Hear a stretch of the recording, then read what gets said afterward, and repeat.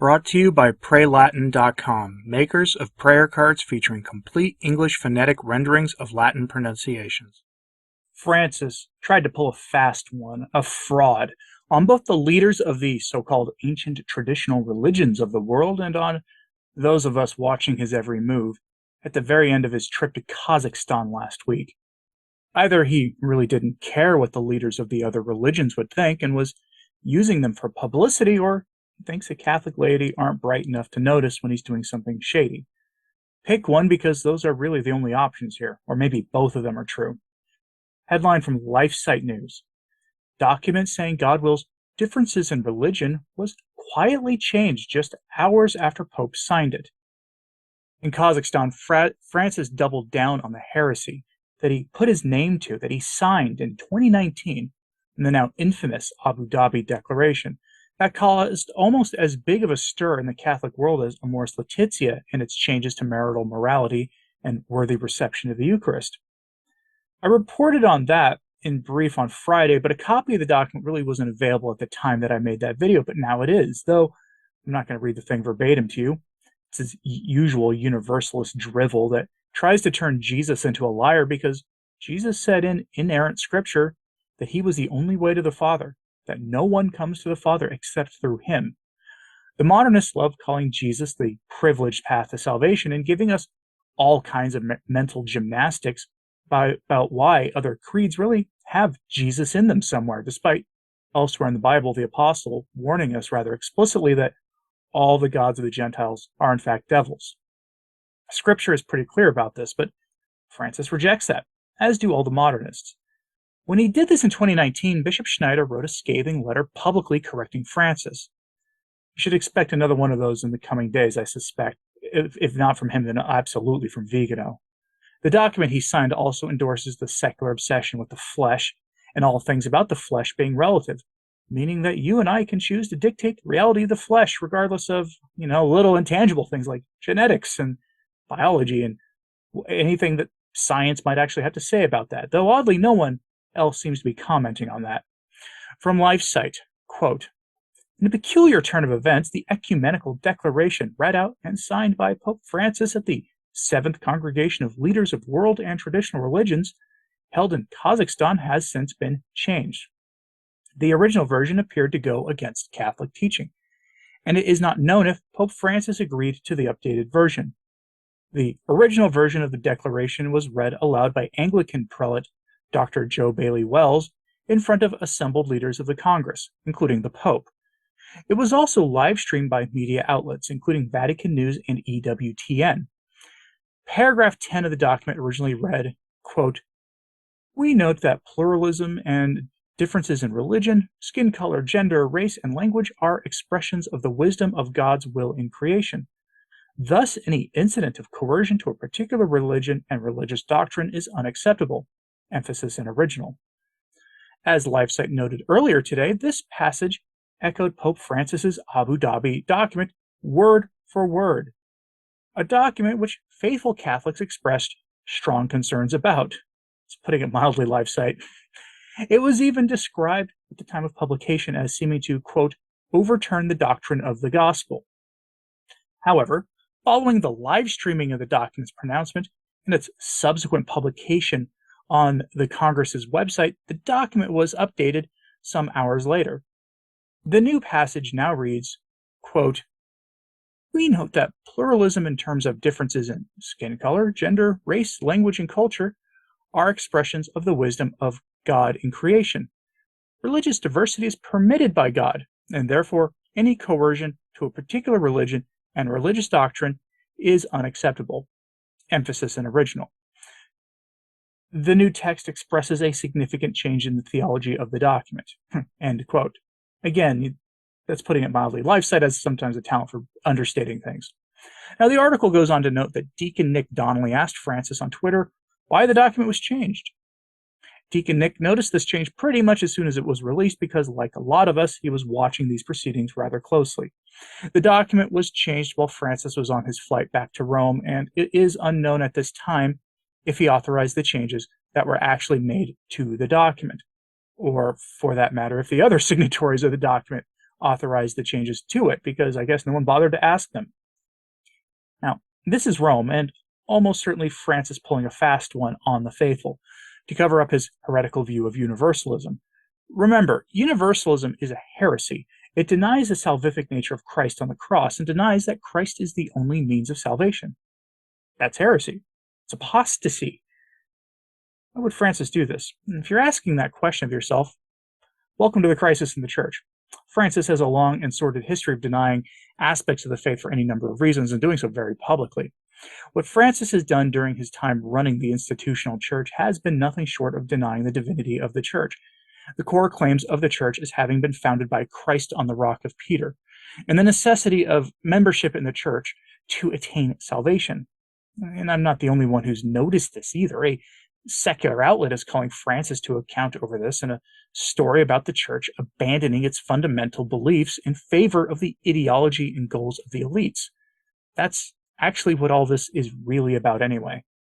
Francis wants to change the faith to make it acceptable to the church's adversaries in the secular world, those people who would welcome with open arms the Antichrist when he eventually arrives.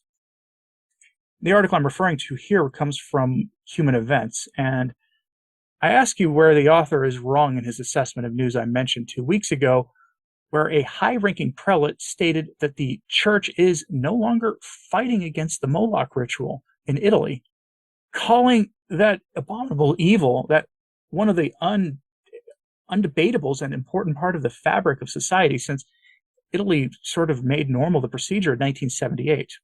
From that article, quote, "A high Vatican official stunned Catholics on Italy, or Italian television, August 26th.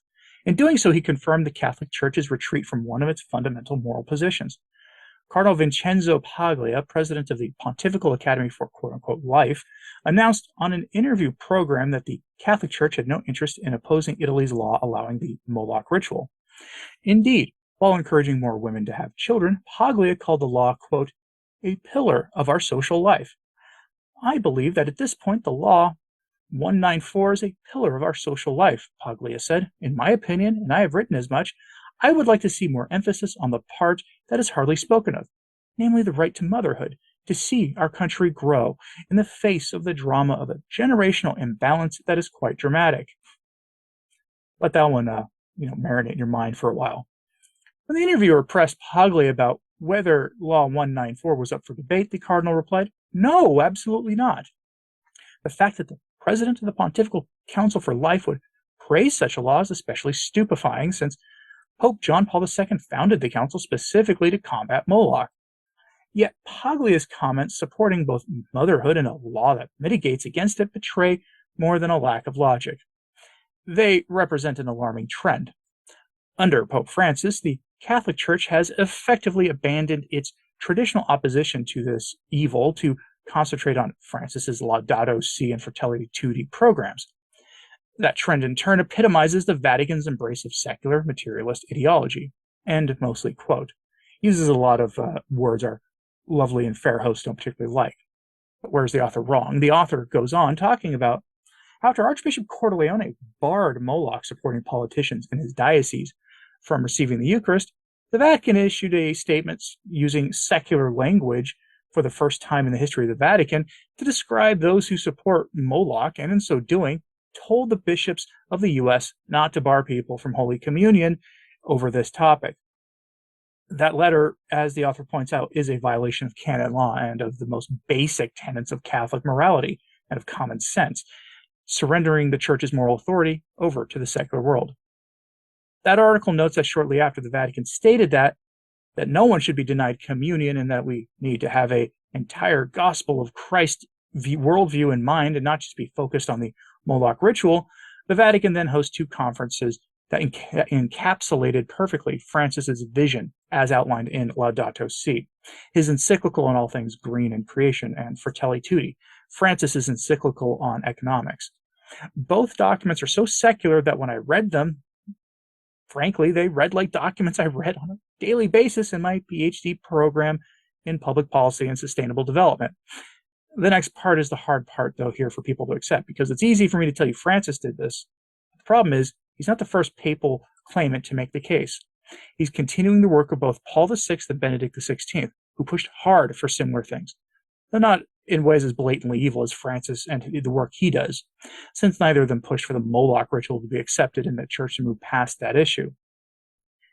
From that article, quote, "Yet Framcis is no outlier. He represents the logical consequence of the Vatican's embrace of secular materialist ideology, which began at the Second Vatican Council, held from 1962 to 1965, to help the Catholic Church confront the modern world." Quoting Paul VI here, "All things on earth should be related to man as their center and crown," declared Gaudium et Spes, a pastoral document on politics and economics. "Society, therefore, must provide, quote, everything necessary for leading a life truly human, such as food, clothing, and shelter." Two popes expanded that appeal by advocating a centralized authority over the world. In 1967, Paul VI called for international agencies to manage the world's economic and political development. Quoting Paul VI now, "Such international collaboration certainly calls for institutions that will promote, coordinate, and direct it until a new juridical order is firmly established and fully ratified," Paul VI wrote in his encyclical Populorum Progressio. "We give willing and wholehearted support to those public organizations that have already joined in promoting the development of nations, and we ardently hope that they will enjoy ever-growing authority." And here's the bitter pill for many people. In 2009, Benedict XVI went even further. In his encyclical Caritas et Veritate, Francis's predecessor demanded that the UN govern international and domestic economics. Quoting Benedict, "There's a strongly felt need for a reform of the UN and likewise of economic institutions and international finance, so that the concept of the family of nations can have real teeth," Benedict wrote. "To manage the global economy, to bring about integral and timely disarmament, food security, and peace, to guarantee the protection of the environment, and to regulate movement. For all this, there is urgent need of a true world political authority. Such a body," Benedict wrote, "must, quote, have the authority to ensure compliance with its decisions from all parties in its quest to, quote, establish the common good," which Benedict defined as, quote, directed global economy designed to, quote, open up the unprecedented possibility of large-scale redistribution of wealth on a worldwide scale. That goal includes, quote, a worldwide redistribution of energy resources so that countries lacking those resources can have access to them, Benedict wrote. End quote. For those who constantly push me about why I don't engage with the Benedict is the real Pope question, that's a big reason why. On many of the fundamentals, he was no better than Framcis. Now, of course, there are differences, obviously, in the liturgy and the Moloch ritual and things. But those are documents. Those quotes come from documents of Francis's predecessors, and they should be accepted as actually having been made. I know because I've read them, and the implications really, people should really wrestle with them. Framcis has always said that he's nothing more than the continuation of the work of his predecessors on many things, and Benedict said the same thing, actually. The difference here might be on the liturgy and again on the Moloch ritual, but in every other way, in all the most scandalous things he's done, he is in perfect harmony with all of his predecessors going back to John the 23rd. That's why his claim about making true will of Vatican II a reality should be taken very, very seriously. He should be taken seriously on that, and people should take seriously that if he's just the most obvious manifestation of modern errors we've had since the Council, then maybe, just maybe, we should think long and hard about the implications for the state of the Church and stop paying attention to people who want to cause division among the ranks of those of us who have been labeled as quote-unquote traditionalists for simply wanting the same faith, the same morality, and same worship as our ancestors in the faith did. Don't be surprised when Framcis signs openly heretical documents for the world to see. It's just the latest move by Framcis to really push the ape of the Church, that single religious authority for all humanity that subsumes all religions into one. Erasing all truth claims, all these competing truth claims just get erased in the process and lumped into some parody of a religion. Pope St. Pius X warned about this more than 100 years ago, and numerous mystics warned that it would happen before him. Folks, it's arrived.